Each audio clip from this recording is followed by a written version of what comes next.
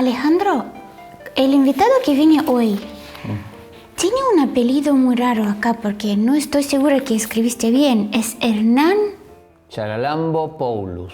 Hernán Charalambopoulos.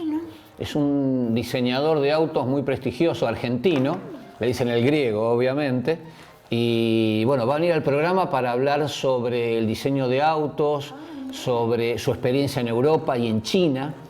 Estuvo trabajando ahí mucho tiempo y para saber si hay algún, cuál es el gusto argentino en autos, ¿entendés? Que por ahí nosotros recibimos muchos autos diseñados afuera y acá se diseña poco, ¿entendés?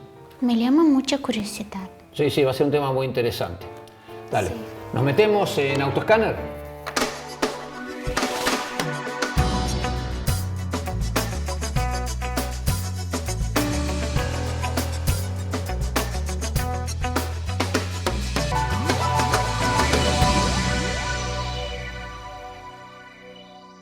En nuestra entrevista del día de hoy nos acompaña Hernán Charalambopoulos, quien es uno de los diseñadores de autos de Argentina más conspicuos, que más ha tenido trascendencia en el exterior.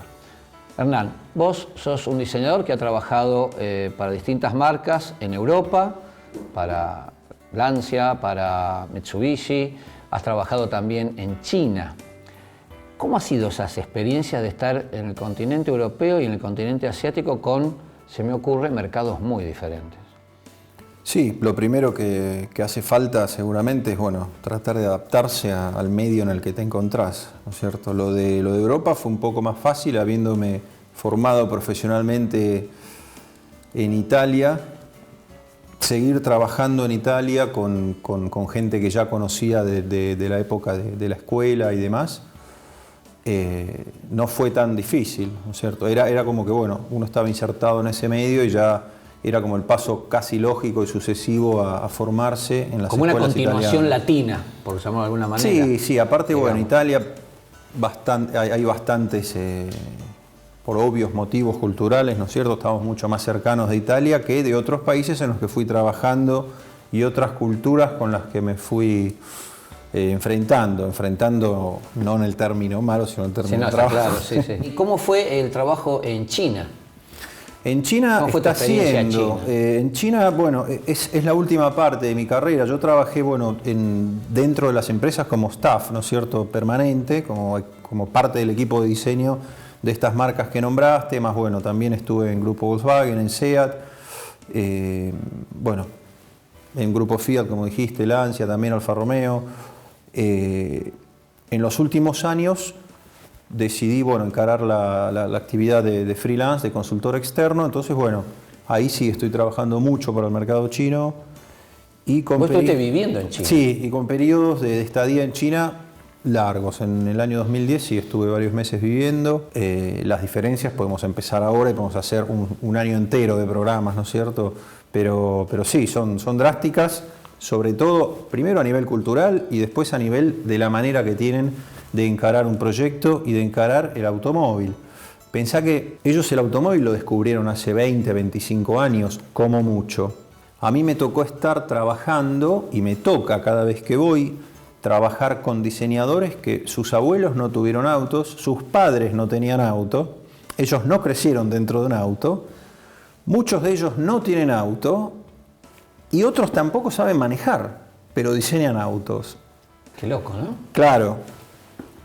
Esto lo contás en Europa o en países como nosotros, donde el automóvil está mucho más arraigado dentro de la sociedad. Que debe costar entenderlo. Y cuesta muchísimo entenderlo, sí. ¿Y qué le pasa a los chinos concretamente con los diseños de autos occidentales? Porque evidentemente entonces, ante esta realidad, ellos deben tomar como que los diseños occidentales Sí. Es la única opción que tienen. Sí, hay un patrón estético en el automóvil que es occidental seguramente todavía, porque el automóvil fue inventado en Occidente, se desarrolló en Occidente, en sociedades occidentales y fue creado, desarrollado y diseñado en este caso por occidentales. Entonces los occidentales le han puesto su sello al objeto. Bueno, ¿qué pasa con Oriente? Dicen, bueno, se asoman a este nuevo producto, a esta nueva cultura, a esta nueva interacción hombre-máquina, y obviamente lo primero que hacen, de una manera me parece muy racional, así como lo hizo Japón en su momento, así como lo hizo Corea en su momento, China, dice, bueno, si el patrón estético dominante es occidental, empecemos. Copiar es una palabra fuerte, pero lo han hecho, replicar, inspirarse, ir por ese lado para luego empezar a encontrar una identidad. Japón lo hizo, hoy Japón tiene una identidad fuerte en muchos de sus productos, se fueron despegando, ¿no es cierto?, de eso de ir copiando porque se fueron sintiendo fuertes a base de números, de éxitos comerciales y empezaron lentamente a imponer y a proponer un lenguaje propio, ¿no? Y hoy se ve, hoy uno puede decir, ese auto es japonés, ese auto es europeo, ¿no es cierto? Todavía no se dice ese auto es chino. Ajá. Sí, una cosa, así como ha pasado en las artes, en la arquitectura, ¿en qué periodo se encuentra el diseño automotriz en el mundo en general? ¿Qué estadio se encuentra? Más que el diseño automotriz, y si hablamos de las artes y demás, brevemente, yo creo que el automóvil en sí está en un periodo de gran discusión, pese a que, bueno, a nivel superficial no se note, pero sí se está debatiendo cuál es el futuro del automóvil. Te voy a hacer un ejemplo muy claro. Vos antes, hace 100 años, para irte a Europa, te ibas en barco, ¿no? Hoy te vas en avión, porque es más rápido. ¿El barco para qué lo usás? Para placer. Para placer. Si antes tenías que irte no sé, de aquí a Chile, hace 100 años, te ibas a caballo. Hoy puedes irte en auto. La tracción a sangre quedó como placer también. Claro, tengo un caballo. Como una curiosidad. Tengo un caballo porque me gusta. Crucemos los Andes a caballo. Como una cosa excéntrica. Claro. Bueno, con el automóvil va a pasar lo mismo. Va a haber medios mucho más eficientes de transporte que el automóvil, y el automóvil va a quedar como un objeto lúdico, como lo fue el caballo y como lo fue el barco, como lo es, ¿no es cierto? Bueno, ¿en qué se va a transformar el automóvil? Todavía no lo sabemos. Quizás se transforme en otra cosa, quizás se evolucione en otra cosa. No tiene por qué haber una ruptura y que aparezca otro elemento, otro medio. ¿Se entiende? Sí, esto tiene que ver, pero a ver, acá habría que diferenciar entre el uso que se le da al vehículo y la gran discusión que hay ahora hacia dónde va a evolucionar la manera en que se traslada, si con combustibles fósiles, si con electricidad, si con hidrógeno.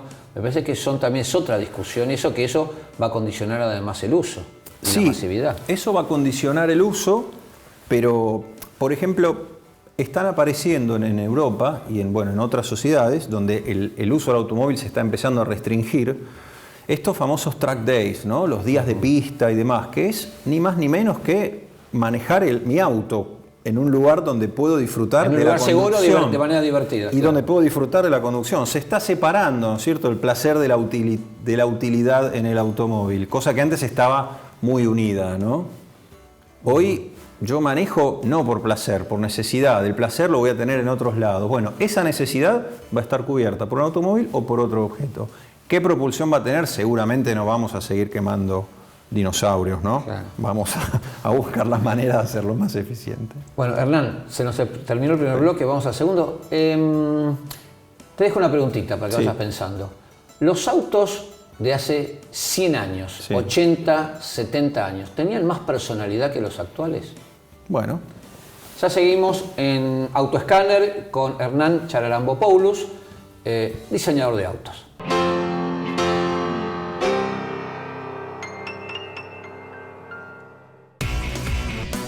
Donde el rendimiento importa, encontrarás Total Quartz.